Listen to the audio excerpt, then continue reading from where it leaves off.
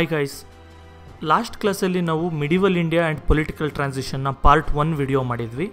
ಇದು ನಮಗೆ ತುಂಬ ದೊಡ್ಡ ಲೆಸನ್ ಇದ್ದಿದ್ದರಿಂದ ನಾವು 2-3 ಪಾರ್ಟಾಗಿ ಮಾಡಬೇಕು ಅಂತೇಳಿ ನಾವು ಒಂದು ಪಾರ್ಟ್ ರಜಪೂತ್ಸ್ ಬಗ್ಗೆ ಮಾತ್ರ ಮಾಡಿ ಅದನ್ನು ಅಪ್ಲೋಡ್ ಮಾಡಿದ್ವಿ. ಈಗ ಸೆಕೆಂಡ್ ಪಾರ್ಟ್ ನೋಡೋಣ. ನೋಡಿ, ಫಸ್ಟ್ ಪಾರ್ಟಲ್ಲಿ ನೀವೇನು ತಿಳ್ಕೊಂಡ್ರಿ, ರಜಪೂತ್ಸ್ ಬಗ್ಗೆ ತಿಳ್ಕೊಂಡ್ರಿ. ರಜಪೂತ್ ಡೈನೆಸ್ಟೀಸ್ ಯಾವ್ಯಾವುದಿತ್ತು, ಮೇಯ್ನ್ ಡೈನೆಸ್ಟೀಸ್, ಅದರಲ್ಲಿ ಯಾರ್ಯಾರು ರಾಜರಿದ್ದರು ಅವ್ರ ಬಗ್ಗೆ, ಅವರು ಮಾಡಿದಂಥ ಸಾಧನೆಗಳ ಬಗ್ಗೆ, ಮತ್ತು ಜೊತೆಗೆ ಪೃಥ್ವಿರಾಜ್ ಚೌಹಾನ್ ಅಂತೇಳಿ ಚೌಹಾನ್ ಡೈನೆಸ್ಟಿಗೆ ಸೇರಿದಂಥ ಒಬ್ಬ ರಾಜನ ಬಗ್ಗೆ ಎಲ್ಲ ನಾವು ತಿಳ್ಕೊಂಡ್ವಿ. ಮತ್ತು ಅವರು ಯಾವ್ಯಾವ ಬುಕ್ಸ್ ಬರೆಸಿದ್ರು, ಯಾವ್ಯಾವ ದೇವಸ್ಥಾನ ಕಟ್ಸಿದ್ರು, ಅವ್ರು ಯಾರ್ಯಾರಿಗೆ ಆಶ್ರಯ ಕೊಟ್ಟಿದ್ರು, ಅದ್ರ ಬಗ್ಗೆ ಎಲ್ಲ ನಾವು ತಿಳ್ಕೊಂಡ್ವಿ. ಏನಕ್ಕೆ ಇವ್ರ ಬಗ್ಗೆ ತಿಳ್ಕೊಂಡ್ವಿ ಅಂತ ಹೇಳಿದ್ರೆ, ಟ್ರಾನ್ಸಿಷನ್ ಪೀರಿಯಡಲ್ಲಿದ್ದಂಥವ್ರು ಇವರೇ. ಅಂದರೆ ಈ ಇಸ್ಲಾಮಿಕ್ ಕಾಂಕ್ವೆಸ್ಟ್ಸ್ ಏನು ನಡೆಯುತ್ತೆ ಇಂಡಿಯಾ ಮೇಲೆ, ಇನ್ವೇಷನ್ಸ್ ಏನು ನಡೆಯುತ್ತೆ ಟರ್ಕ್ಸಿಂದ ಮತ್ತು ಬೇರೆ ಬೇರೆ ಗಜ್ನಿ, ಗೋರಿ, ಈ ಒಂದು ಟೈಮ್ ಪೀರಿಯಡಲ್ಲಿ ಇಂಡಿಯಾದನ್ನ ಮೇಯ್ನ್ ನಾರ್ತನ್ ಪಾರ್ಟ್ನರ್ ರೂಲ್ ಮಾಡ್ತಾ ಇದ್ದಂಥವ್ರು ಈ ರಜಪೂತ್ ರಾಜರು. ಅದಕ್ಕೆ ಅವ್ರನ್ನ ನಾವು ಸ್ಟಡಿ ಮಾಡೋದು ತುಂಬ ಇಂಪಾರ್ಟೆಂಟ್ ಆಗುತ್ತೆ. ಈಗ ಅವ್ರ ಬಗ್ಗೆ ಆಯಿತು. ಈಗ ಟರ್ಕ್ಸ್ ಬಗ್ಗೆ ನೋಡೋಣ. ಯಾರಿದು? The arrival of Turks. ಯಾರು ಈ ಟರ್ಕ್ಸು, ಎಲ್ಲಿಂದ ಬಂದರು? ನೋಡಿ, ಟರ್ಕ್ಸ್ ಅಂದಿದ ತಕ್ಷಣ ಇವ್ರಿಗೂ ಆಟೋಮನ್ ಟರ್ಕ್ಸ್ಗೂ ಅಥವಾ ಟರ್ಕಿಗೂ ಯಾವುದೇ ರೀತಿ ಸಂಬಂಧ ಇಲ್ಲ. ಟರ್ಕ್ಸ್ ಅಂದರೆ ಒಂದು ಎಥ್ನಿಕ್ ಗ್ರೂಪ್ ಅಂತ, ಅಂದರೆ ಒಂದೇ ಜೀನ್ಸ್, ಒಂದು ಟ್ರೈಬ್ ಅಂತ ಏನು ಕರಿತೀವಿ ಆ ರೀತಿ.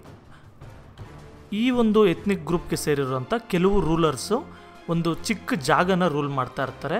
ಆ ಜಾಗ ಬಂದು ಇಲ್ಲಿದೆ ನೋಡಿ, ಈ ಮ್ಯಾಪಲ್ಲಿ ತೋರಿಸ್ತಾ ಇದ್ದೀನಲ್ಲ. ಇದು ನನಗೆ ಅಕ್ಯುರೇಟ್ ಮ್ಯಾಪ್ ಸಿಗಲಿಲ್ಲ, ಆದ್ದರಿಂದ ನಾನು ಬೇರೆ ಟೈಮ್ ಪೀರಿಯಡ್ನ ಮ್ಯಾಪ್ ಯೂಸ್ ಮಾಡ್ತಾಯಿದ್ದೀನಿ. ಇದೇ ಥರ ಬಾರ್ಡರ್ಸ್ ಯಾವುದೂ ಇರಲ್ಲ. ನೋಡಿ, ಈ ಟರ್ಕ್ಸ್ ಏನು ಮಾಡ್ತಾ ಇರ್ತಾರೆ, ಈ ಜಾಗನ ರೂಲ್ ಮಾಡ್ತಾ ಇರ್ತಾರೆ, ಇಷ್ಟು ಜಾಗನ ಮೊದಲು. ಅಲ್ಲಲ್ಲಿ ಇವರು ಒಂದೇ ಎಂಪೈರು ಅಲ್ಲ, ಇದು ತುಂಬ ಚಿಕ್ಕ ಚಿಕ್ಕ ಜಾಗ, ಅಲ್ಲಲ್ಲಲ್ಲಿ ಒಬ್ಬೊಬ್ರು ಇರ್ತಾರೆ, ಇವ್ರು ರೂಲ್ ಮಾಡ್ತಾ ಇರ್ತಾರೆ. ಅವರು ಟರ್ಕ್ಸ್ ಅಂದರೆ ಅವ್ರು ಏನು ಮಾಡ್ತಾರೆ, ಇಂಡಿಯಾ ಈ ಸಿಂಧ್ ರೀಜನ್ನೆಲ್ಲ ಇದೇನಿದೆ ಈ ಜಾಗನೆಲ್ಲ ಬಂದು ಒಂದಷ್ಟನ್ನು ಆಕ್ಯುಪೈ ಮಾಡಿಕೊಂಡು ಬಾರ್ಡರ್ ರೀಜನ್ಸ್, ಈಗ ಪ್ರೆಸೆಂಟ್ ಡೇ ಪಾಕಿಸ್ತಾನಲ್ಲಿದೆ, ಈ ಪಾಕಿಸ್ತಾನಲ್ಲಿರೋಂಥ ಕೆಲವು ರೀಜನ್ಸ್ನ ಇವರು ರೂಲ್ ಮಾಡ್ತಾ ಇರ್ತಾರೆ. The establishment of Turks rule us religion was Islam was not completely unexpected. ನೋಡಿ, ಇವರು ಟರ್ಕ್ಸ್ ಏನು ಡೈರೆಕ್ಟಾಗೇನು 12th ಸೆಂಚುರಿ ಅಥವಾ 11th ಸೆಂಚುರಿಯಲ್ಲಿ ಡೈರೆಕ್ಟಾಗಿ ಬಂದು ರೂಲ್ ಮಾಡೋಕ್ಕೇನು ಸ್ಟಾರ್ಟ್ ಮಾಡಿಲ್ಲ. ಅಂದರೆ ಈ ಕಡೆಯಿಂದ ಬಂದು ಒಂದೇ ದಿನ ಇವತ್ತು ಈ ವರ್ಷ ನಾನು ಆಕ್ಯುಪೈ ಮಾಡಿಕೊಂಡೆ, ಇವತ್ತಿಂದ ನಾನು ರೂಲ್ ಮಾಡ್ತೀನಿ ಅಂತಂದ್ಬಿಟ್ಟು ರೂಲ್ ಮಾಡೋಕ್ಕೆ ಸ್ಟಾರ್ಟ್ ಮಾಡಿಲ್ಲ. ಈ ಒಂದು ಅರಬ್ಸ್ ಏನು ಮಾಡ್ತಾಯಿದ್ರು, ಅರಬ್ಸ್ ಅಂದರೆ ಸೌದಿ ಅರೇಬಿಯಾ ಮತ್ತು ಪರ್ಷಿಯಾ ಆ ಜಾಗದಲ್ಲಿರೋಂಥವ್ರು, ಅವರು ಸಿಂಧ್ ರೀಜನ್ಸ್ನ ಆಕ್ಯುಪೈ ಮಾಡ್ಕೊಳ್ಳೋದಕ್ಕೆ 8th ಸೆಂಚುರಿಯಿಂದ ಟ್ರೈ ಮಾಡ್ತಾಯಿದ್ರು. ಅಂದರೆ 700ನೇ ಇಸ್ವಿಯಿಂದ 800ನೇ ಇಸ್ವಿ ಒಳಗಡೆ ಆ ಟೈಮಿಂದ ಕೂಡ ಅವರು ಟ್ರೈ ಮಾಡ್ತಾಯಿದ್ರು. ಆದರೆ ಎಲ್ಲೂ ಸಕ್ಸೀಡ್ ಆಗೋಕ್ಕಾಗಿರಲ್ಲ. ಆದರೆ ಸ್ವಲ್ಪ ಬರ್ತಾ ಏನಾಯಿತು, ಈ ಟರ್ಕಿಷ್ ಇನ್ಫ್ಲುಯೆನ್ಸ್ ಇರೋವಂಥವ್ರು, ಅರಬ್ ಇನ್ಫ್ಲುಯೆನ್ಸ್ ಇರೋವಂಥ ಜನಗಳು, ಇಸ್ಲಾಮಿಗೆ ಕನ್ವರ್ಟ್ ಆಗಿರೋರು ಅಥವಾ ಅಲ್ಲಿಂದ ಬಂದಿರೋವಂಥವ್ರು ಒಂದಷ್ಟು ಜನ ರೂಲ್ ಮಾಡೋಕ್ಕೆ ಸ್ಟಾರ್ಟ್ ಮಾಡಿರ್ತಾರೆ. Sindh region was always under the constant threat of Turks attack. ಈ ಒಂದು ಸಿಂಧ್ ರೀಜನ್ ಏನಿದೆ ನೋಡಿ, ನಾನು ಇಲ್ಲಿ ತೋರಿಸೋದಲ್ಲ. ಸಿಂಧ್ ರೀಜನ್ ಅಂದರೆ ನೋಡಿ, ಈ ರೀಜನ್ ಇದೆಯಲ್ಲ, ಈ ಸಿಂಧ್ ರೀಜನ್, ಇದು ಯಾಕೆ ಅಂತ ಹೇಳಿದ್ರೆ ಇಲ್ಲಿ ತುಂಬ ಫರ್ಟೈಲ್ ಜಾಗ ಇದು. ಅಂದರೆ ಒಳ್ಳೆ ಬೆಳೆ ಬೆಳೆಯುತ್ತೆ ಮತ್ತು ಒಳ್ಳೆ ರಿಸೋರ್ಸಸ್ ಇರುತ್ತೆ ಅಂದ್ಬಿಟ್ಟು ಅದು ತುಂಬ ಫೇಮಸ್ ಇರುತ್ತೆ. ಅದಕ್ಕೋಸ್ಕರ ಅದನ್ನು ಏನಾದರೂ ಮಾಡಿ ಅವ್ರು ತೊಗೊಳ್ಬೇಕಂತ ಹೇಳ್ಬಿಟ್ಟು ಕಾನ್ಸ್ಟೆಂಟಾಗಿ ಅವರು ಅಟ್ಯಾಕ್ ಮಾಡೋಕ್ಕೆ ಟ್ರೈ ಮಾಡ್ತಾ ಇರ್ತಾರೆ. ಈ ಟರ್ಕ್ಸ್ ಯಾರು? Nomadic tribe of Mongolia. ನೋಡಿ, ನಾನು ಹೇಳಿದ್ನಲ್ಲ, ಇವರೊಂದು ನೊಮ್ಯಾಡಿಕ್ ಗ್ರೂಪ್ ಆಗಿರ್ತಾರೆ. ಅಂದರೆ ಒಂದು ರೀತಿ 1,000 ಜನ 10,000 ಜನ ಈ ಥರ ಸೇರಿ ಒಂದು ಹಳ್ಳಿಗಳು ಇವರು ಒಂದೇ ಕಡೆ ಸ್ಟೇ ಮಾಡಲ್ಲ, ಬೇರೆ ಬೇರೆ ಕಡೆ ಮೂವ್ ಆಗ್ತಾ ಇರ್ತಾರೆ. ಒಂದು ವರ್ಷ ಇಲ್ಲಿರ್ತಾರೆ, ಇನ್ನೊಂದು ವರ್ಷ ಅಲ್ಲಿರ್ತಾರೆ, ಆ ರೀತಿ ಅಂಥ ಗ್ರೂಪ್ ಅವರು. ಈ ಸೆಂಟ್ರಲ್ ಏಷ್ಯಾಗೆ ಸೇರಿರೋವಂಥವ್ರು. ನಾನು ಹೇಳಿದ್ನಲ್ಲ, ಸೆಂಟ್ರಲ್ ಏಷ್ಯಾ ಅಂದರೆ ಈ ಜಾಗಕ್ಕೆ ಸೇರಿರೋವಂಥವ್ರು. ಇವರು ಇಸ್ಲಾಮಿಗೆ ಕನ್ವರ್ಟ್ ಆದಮೇಲೆ ಈ ಟರ್ಕಿಷ್ ಅಂತ ಹೇಳ್ಬಿಟ್ಟು ಅದಕ್ಕೆ ಕರೀತಾ ಇರ್ತಾರೆ. Alptigin who belong to this tribe established is independent state in 963 CE. ನೋಡಿ, ಈ ಟ್ರೈಬಿಗೆ ಸೇರಿರೋಂಥ ವ್ಯಕ್ತಿ ಒಬ್ಬ ಇರ್ತಾನೆ, ಅಲಾಪ್ಟಿಗಿನ್ ಅಂತ. ಈ ವ್ಯಕ್ತಿ ಏನು ಮಾಡ್ತಾನೆ, ಒಂದು ಇಂಡಿಪೆಂಡೆಂಟ್ ಸ್ಟೇಟ್ನ ಎಸ್ಟಾಬ್ಲಿಷ್ ಮಾಡ್ತಾನೆ 963 CEಯಲ್ಲಿ. ಅದು ಒಂದು ಜಾಗದ ಹೆಸರು ಬಂದು ಗಜ್ನಿ ಅಂತ ಹೇಳ್ಬಿಟ್ಟು. ಗಜ್ನಿ ಅಂದರೆ ಅದು ಒಂದು ಜಾಗ, ಈಗ ಕೂಡ ಇದೆ, ಅಫ್ಘಾನಿಸ್ತಾನಲ್ಲಿದೆ. ಆ ಜಾಗದಲ್ಲಿ ಇವಂದೇ ಆದಂಥ ಒಂದು ಇಂಡಿಪೆಂಡೆಂಟ್ ಕಿಂಗ್ಡಮ್ನ ಸ್ಟಾರ್ಟ್ ಮಾಡ್ತಾನೆ. The battles between Turks and Rajput started from his period. ನೋಡಿ, ಈ ಅಲಾಪ್ಟಿಗಿನಿರೋ 963 CE ಆದಮೇಲೆ ಕೂಡ ಅಲ್ಲಿಂದನೇ ರಜಪೂತ್ಸ್ಗೂ ಮತ್ತು ಇವ್ರಿಗೂ ಕೂಡ ಜಗಳಗಳು ಮತ್ತು ಯುದ್ಧಗಳು ಕೂಡ ಸ್ಟಾರ್ಟ್ ಆಗುತ್ತೆ. Wallon campaign against the Tanguts in 1227. ಈಗ ಅಲಾಪ್ತಿಗಿನ್ ಇದನ್ನು ಒಂದು ಎಸ್ಟಾಬ್ಲಿಷ್ ಮಾಡಿದಂಥ ಕಿಂಗ್ಡಮ್ನ ನಾವು ನೋಡಿದ್ವಿ. ನೋಡಿ, ಅಲಾಪ್ತಿಗಿನ್ ಆದಮೇಲೆ ಏನಾಗುತ್ತೆ, ಮೊಹಮ್ಮದ್ ಗಜ್ನಿ ಅನ್ನೋನು ಈ ಅಧಿಕಾರಕ್ಕೆ ಬರ್ತಾನೆ, ಅಲ್ಲಿ ರಾಜ ಆಗ್ತಾನೆ ಅಥವಾ ಸುಲ್ತಾನ್ ಆಗ್ತಾನೆ. ನೋಡಿ, ಗಜ್ನಿ ಅನ್ನೋದು ಅವನ ಹೆಸರಲ್ಲ, ಅವನ ಹೆಸರು ಮೊಹಮ್ಮದ್ ಅಂತ ಹೇಳ್ಬಿಟ್ಟು. ಗಜ್ನಿ ಅನ್ನೋದು ಅವನ ಊರು ಅಥವಾ ಅಲ್ಲಿಂದ ಬಂದಿರೋರನ್ನ ಮೊಹಮ್ಮದ್ ಗಜ್ನಿ ಅಂತ ಕರಿತಾ ಇರ್ತಾರೆ. ಈಗ ಫಾರ್ ಎಕ್ಸಾಂಪಲ್ ನಾವು ಕೆಲವು ಹೆಸರು ಪಕ್ಕದಲ್ಲಿ ಊರ ಹೆಸರು ಸೇರಿಸ್ತೀವಲ್ವ, ಆ ರೀತಿ ಅವನು ಮೊಹಮ್ಮದ್ ಆಫ್ ಗಜ್ನಿ ಅಂತ ಕರೀತಾರೆ. ಅವನು ಅಧಿಕಾರಕ್ಕೆ ಬರ್ತಾನೆ 999 CEಯಲ್ಲಿ.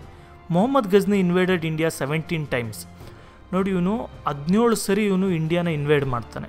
ಇನ್ವೇಡ್ ಮಾಡೋದು ಅಂದರೆ ಈ ಏರಿಯಾನ ಆಕ್ಯುಪೈ ಮಾಡ್ಕೊಂಡು ರೂಲ್ ಮಾಡೋದಲ್ಲ, ಬರೀ ಇಂಡಿಯಾದೊಳಗೆ ಬಂದು ಇಲ್ಲಿ ಏನೇನು ಒಂದು ಅರಮನೆಗಳಿರುತ್ತೆ ಅಥವಾ ದುಡ್ಡಿರೋಂಥ ಜಾಗಗಳಿರುತ್ತೆ, ದೇವಸ್ಥಾನಗಳು ಅದು ಇದು ಅಂಥದ್ದನ್ನು ಲೂಟಿ ಮಾಡ್ಕೊಂಡು ಹೋಗ್ತಾ ಇರ್ತಾನೆ.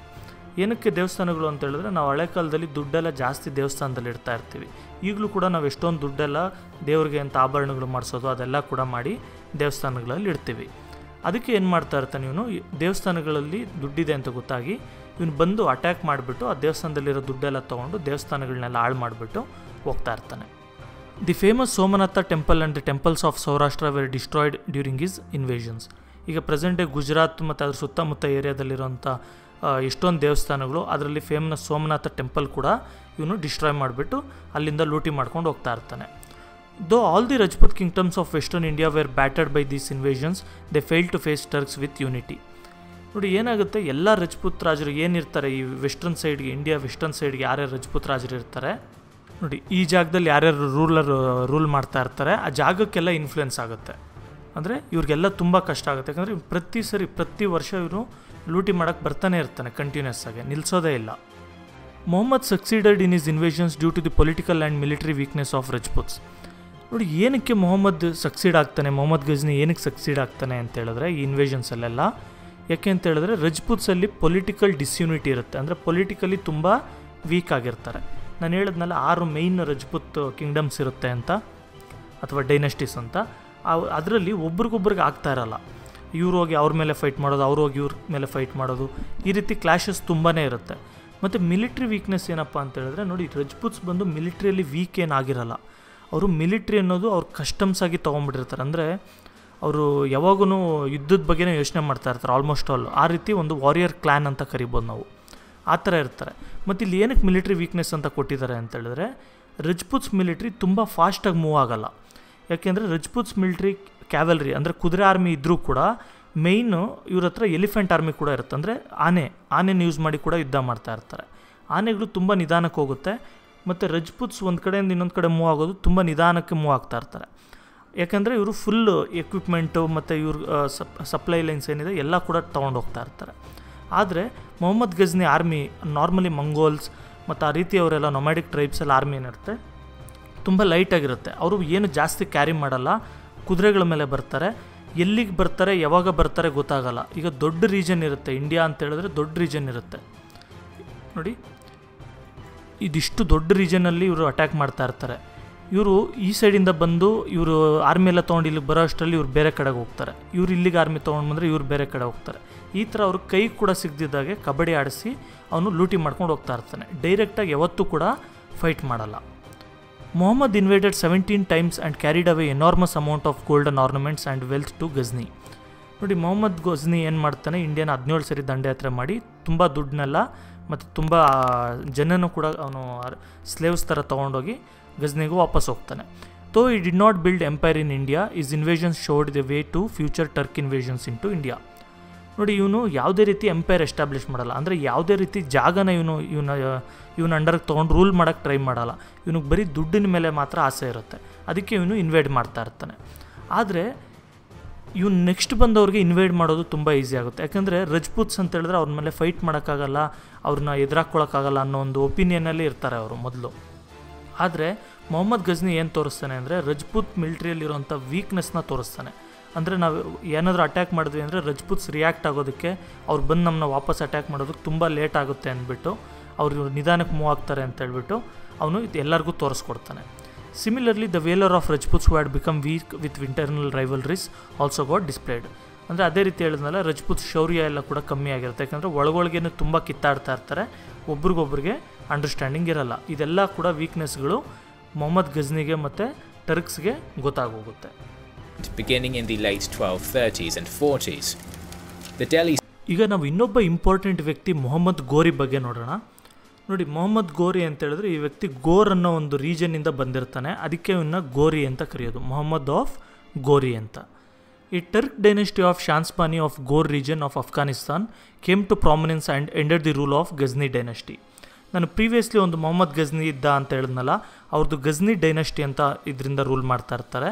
ಆ ಡೈನೆಸ್ಟಿನ ಎಂಡ್ ಮಾಡಿಬಿಟ್ಟು ಒಂದು ಟರ್ಕ್ ಡೈನೆಸ್ಟಿ, ಶಾನ್ಸ್ಬಾನಿ ಅನ್ನೋ ಒಂದು ಡೈನೆಸ್ಟಿ ಅವರು ಈ ಜಾಗನ ಕಿತ್ಕೊಂಡು ಅವ್ರ ಹತ್ರ ಇವರು ರೂಲ್ ಮಾಡೋಕ್ಕೆ ಸ್ಟಾರ್ಟ್ ಮಾಡ್ತಾರೆ. ಈ ಒಂದು ಡೈನೆಸ್ಟಿಯಲ್ಲಿ ಗಿಯಾಸುದ್ದೀನ್ ಮೊಹಮ್ಮದ್ ಗೋರ್ ಅನ್ನೋಂಥ ವ್ಯಕ್ತಿ ಬಂದು ಅಧಿಕಾರಕ್ಕೆ ಬರ್ತಾನೆ, ಸುಲ್ತಾನ್ ಅಥವಾ ರಾಜ ಈ ಥರ ಆಗಿ ಅಧಿಕಾರಕ್ಕೆ ಬರ್ತಾನೆ. ಅವ್ರಿಗೆ ಒಬ್ಬ ತಮ್ಮ ಇರ್ತಾನೆ, ಗಿಯಾಸುದ್ದೀನ್ ಮೊಹಮ್ಮದ್ ಗೋರ್ಗೆ ಒಬ್ಬ ತಮ್ಮ ಇರ್ತಾನೆ. ಇವನ ಹೆಸರು ಬಂದು ಮುಜಾಹಿದೀನ್ ಮೊಹಮ್ಮದ್ ಗೋರ್ ಅಂತ. ಗಿಯಾಸುದ್ದೀನ್, ಇವನ ಹೆಸರು ಮುಜಾಹಿದೀನ್ ಅಂತ, ಕನ್ಫ್ಯೂಸ್ ಮಾಡ್ಕೊಳ್ಬೇಡಿ ಹೆಸರು. ಈ ಮುಜಾಹಿದೀನ್ ಮೊಹಮ್ಮದ್ ಗೋರ್ ತಮ್ಮ ಏನಿದ್ದಾನೆ ಇವನ್ನ ನಾವು ಮೊಹಮ್ಮದ್ ಗೋರಿ ಅಂತ ಕರಿತೀವಿ. ಇವನು ಏನು ಮಾಡ್ತಾನೆ, ಗಿಯಾಸುದ್ದೀನ್ ಅನ್ನೋರು ಅವ್ರ ತಮ್ಮನ್ನ ಕಳಿಸ್ತಾನೆ, ಮುಜಾಹಿದೀನ್ ಅಥವಾ ಮೊಹಮ್ಮದ್ ಗೋರಿನ ಇಂಡಿಯಾಗೆ ಕಳಿಸ್ತಾನೆ. ನೀನೇನಾದರೂ ಮಾಡಿ ಈ ಜಾಗನ ಆಕ್ಯುಪೈ ಮಾಡ್ಕೋ, ನಾವೇ ರೂಲ್ ಮಾಡೋಣ ಅಂತ. ನೋಡಿ, ನಾನು ಪ್ರೀವಿಯಸ್ಲಿ ಹೇಳಿದ್ದೆ, ಯಾರನ್ನೂ ಬಂದು ಇಲ್ಲಿ ರೂಲ್ ಮಾಡೋಕ್ಕೆ ಟ್ರೈ ಮಾಡ್ತಾ ಇರಲ್ಲ ಗಜ್ನಿ ಎಲ್ಲ. ಆದರೆ ಗಜ್ನಿ ಬಂದು ಇನ್ವೇಡ್ ಮಾಡಿ ಹೋಗಿದ್ಮೇಲೆ ಏನಾಗಿರುತ್ತೆ, ರಜಪೂತ್ಸ್ಗೆ ಏನಿದೆ ವೀಕ್ನೆಸ್ ಏನಿದೆ ಅದೆಲ್ಲದೂ ಕೂಡ ಎಲ್ಲರಿಗೂ ಗೊತ್ತಾಗಿರುತ್ತೆ. ಈಗ ಆ ವೀಕ್ನೆಸ್ನ ಯೂಸ್ ಮಾಡಿಕೊಂಡು ನಾವು ಈ ಜಾಗನ ಕ್ಯಾಪ್ಚರ್ ಮಾಡ್ಕೊಳ್ಬೇಕು ಅಂತ ಅಂದ್ಕೊಳ್ತಾನೆ. He started his first invasion by besieging Multan. ಇವನು ಫಸ್ಟ್ ಬಂದವನು ಏನು ಮಾಡ್ತಾನೆ, ಇವನು ಇನ್ವೇಷನ್ ಹೆಂಗೆ ಸ್ಟಾರ್ಟ್ ಮಾಡ್ತಾನೆ ಅಂದರೆ, ಮುಲ್ತಾನ್ ಅಂತ ಒಂದು ಜಾಗ ಇರುತ್ತೆ, ಅದನ್ನು ಸುತ್ತುವರಿತಾನೆ. ಅಂದರೆ ಯಾರು ಎಲ್ಲೂ ಹೋಗದೇ ಇರೋ ಥರ ಅದನ್ನೆಲ್ಲ ಸರೌಂಡ್ ಮಾಡಿಕೊಂಡು ಅಲ್ಲಿರೋದನ್ನು ಸರೆಂಡರ್ ಆಗ್ರಿ ನೀವು ನನಗೆ ಅಂತ ಕೇಳ್ತಾನೆ. ಆ ರೀತಿ he wanted to recapture the places of Sindh that were under the rule of Mohammad Ghazni. ಈ ಸಿಂಧ್ ರೀಜನಲ್ಲಿ ಒಂದು ಚಿಕ್ಕ ಚಿಕ್ಕ ಏರಿಯಾಗಳು ಮಾತ್ರ, ಕೆಲವು ಈ ಲಾಹೋರ್ ಆ ಥರ ಏರಿಯಾನ ಮೊಹಮ್ಮದ್ ಗಜ್ನಿ ಅಂಡರಲ್ಲಿ ರೂಲ್ ಆಗ್ತಾ ಇರುತ್ತೆ ಮೊದಲು.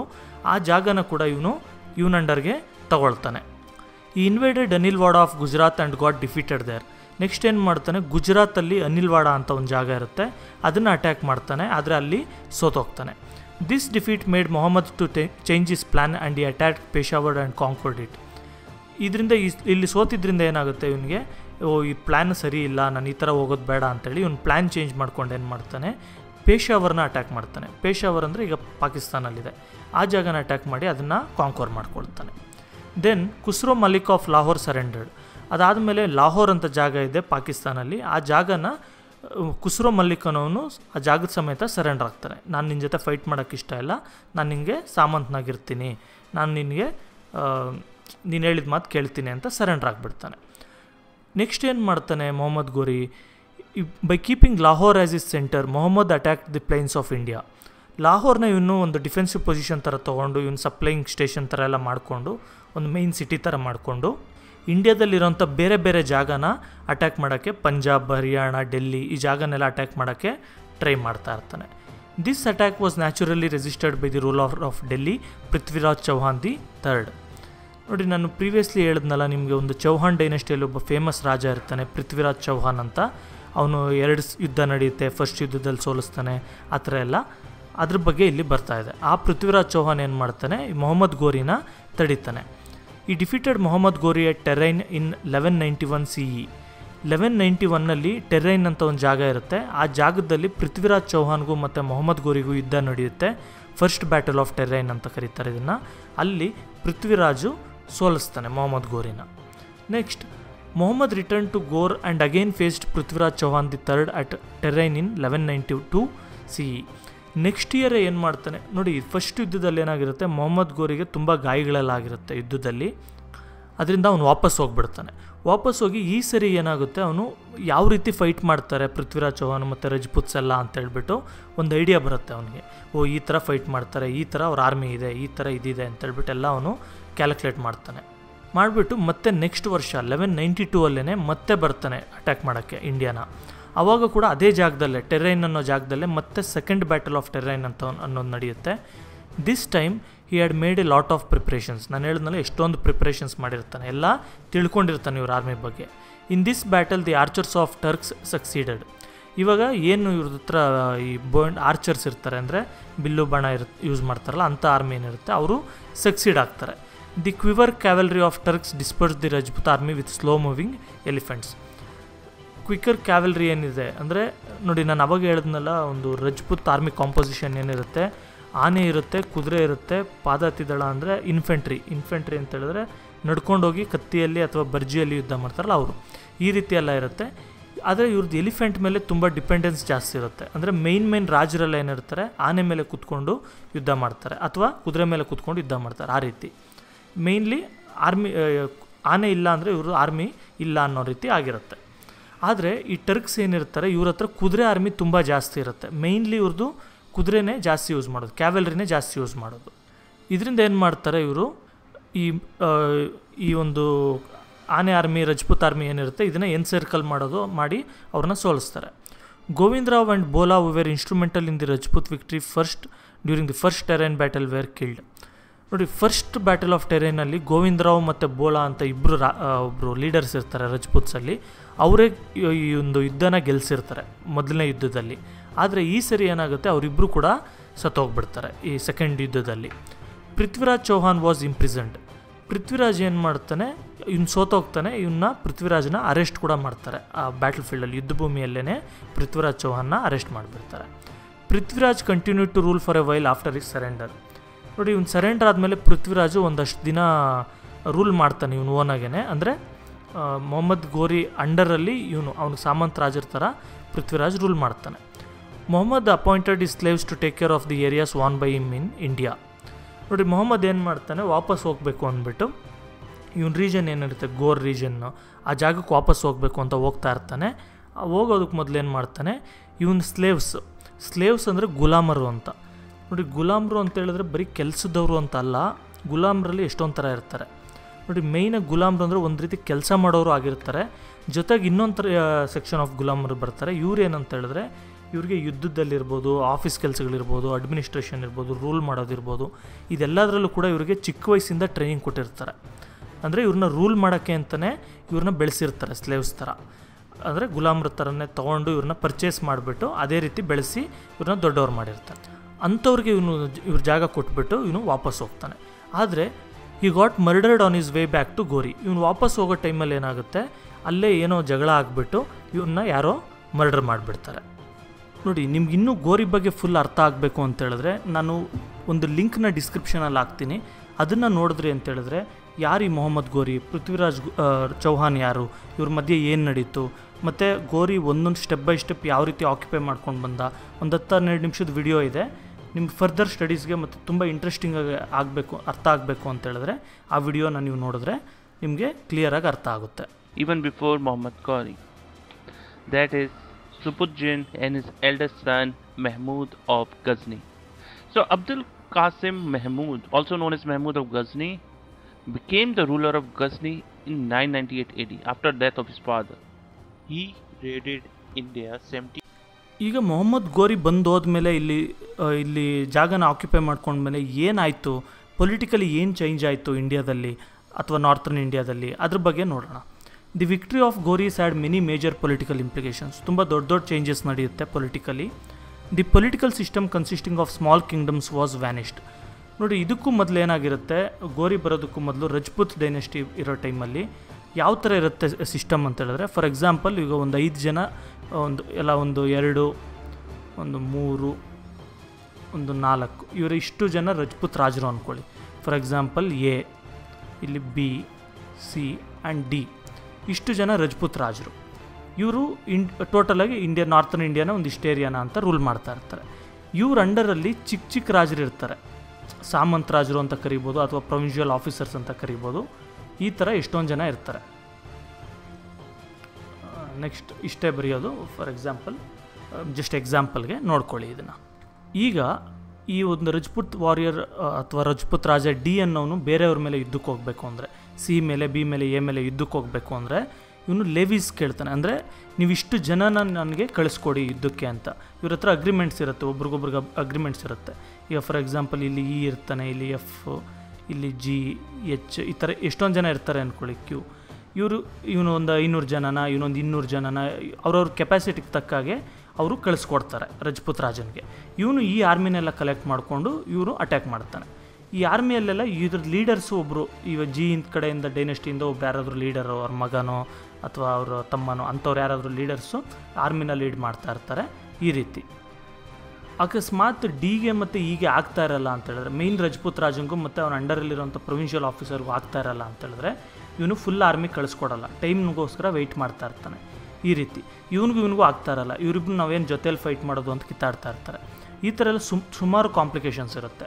ಆದರೆ ಒಂದು ಸರಿ ಇವನು ಮೊಹಮ್ಮದ್ ಘೋರಿ ಬಂದು ಎಲ್ಲ ಫುಲ್ಲು ಆಕ್ಯುಪೈ ಮಾಡ್ಕೊಂಡು ಎಲ್ಲ ಇದು ಮಾಡಿದ್ಮೇಲೆ ಏನಾಯಿತು, ಟೋಟಲಿ ಇದೆಲ್ಲ ನಿಂತೋಯ್ತು.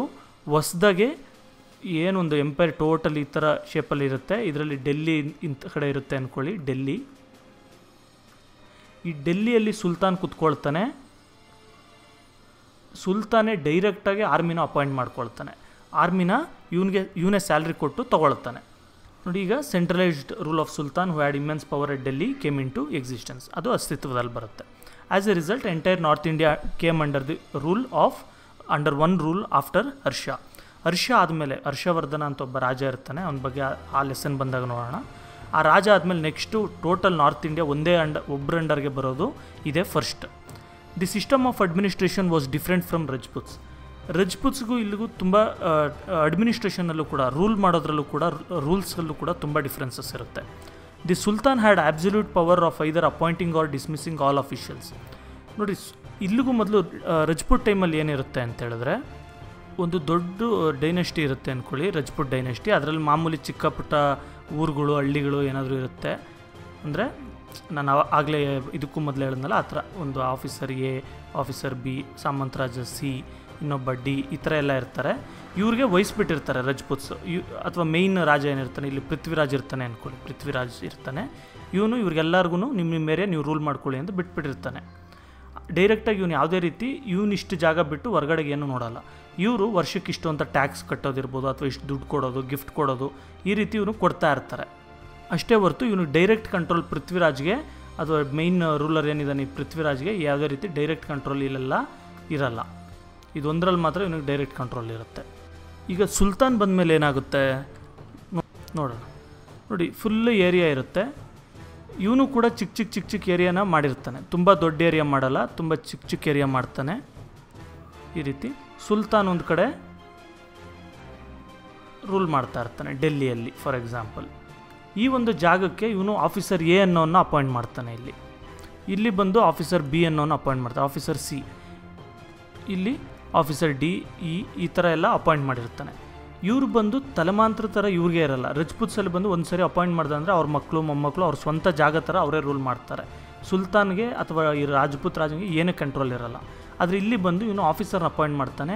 ಇವನೇನಾದರೂ ಮಾತು ಕೇಳಿಲ್ಲ ಅಂದರೆ ಇವನ್ನ ಕ್ಯಾನ್ಸಲ್ ಮಾಡಿಬಿಟ್ಟು ಇನ್ನೊಬ್ಬ ಆಫೀಸರ್ ಎಫ್ ಅನ್ನೋನ್ನ ಹಾಕ್ತಾನೆ. ಇವನು ಕೇಳಿಲ್ಲ ಅಂತೇಳಿದ್ರೆ ಇವನು ಕ್ಯಾನ್ಸಲ್ ಮಾಡಿ ಆಫೀಸರ್ ಜಿ ಅನ್ನೋನ್ನ ಹಾಕ್ತಾನೆ. ಇವನಿಗೆ ಏನು ಇಷ್ಟ ಬಂದರೆ, ಯಾರು ಇಷ್ಟ ಬಂದರೆ ಅವ್ರನ್ನ ಹಾಕ್ತಾ ಇರ್ತಾನೆ. ನೋಡಿ, the sultan had absolute power of either appointing or dismissing all officials. ಎಲ್ಲ ಅಫಿಷಿಯಲ್ಸ್ ಯಾವುದೇ ಒಂದು ಪೋಸ್ಟ್ ಇರ್ಬೋದು, ಯಾರನ್ನ ಬೇಕಾದ್ರೂ ಇವನು ಅಪಾಯಿಂಟ್ ಮಾಡ್ಬೋದು, ಯಾರನ್ನ ಬೇಕಾದರೂ ಡಿಸ್ಮಿಸ್ ಮಾಡ್ಬೋದು. The military administration was also unlikely the previous one. ಅಂದರೆ ಮಿಲಿಟರಿ ಅಡ್ಮಿನಿಸ್ಟ್ರೇಷನ್ ಕೂಡ ತುಂಬ ಚೇಂಜಸ್ ಇರುತ್ತೆ. ನಾನು ಆಗಲೇ ಹೇಳಿದ್ನಲ್ಲ, ಮಿಲಿಟರಿ ಅಡ್ಮಿನಿಸ್ಟ್ರೇಷನ್ ಇವನು 500 ಜನನ ಕಳಿಸ್ತಾನೆ, ಇವನು 200 ಜನನ ಕಳಿಸ್ತಾನೆ ಅಂತ. ಆ ಥರ ಇರುತ್ತೆ. ಇವಾಗ ಆ ಥರ ಏನಿಲ್ಲ, ಡೈರೆಕ್ಟಾಗಿ ಸೋಲ್ಜರ್ಸ್ನ ಸುಲ್ತಾನೇ ಅಪಾಯಿಂಟ್ ಮಾಡ್ಕೊಳ್ತಾನೆ ಸಂಬಳ ಕೊಟ್ಕೊಂಡು. Soldiers remained loyal directly to the sultan himself.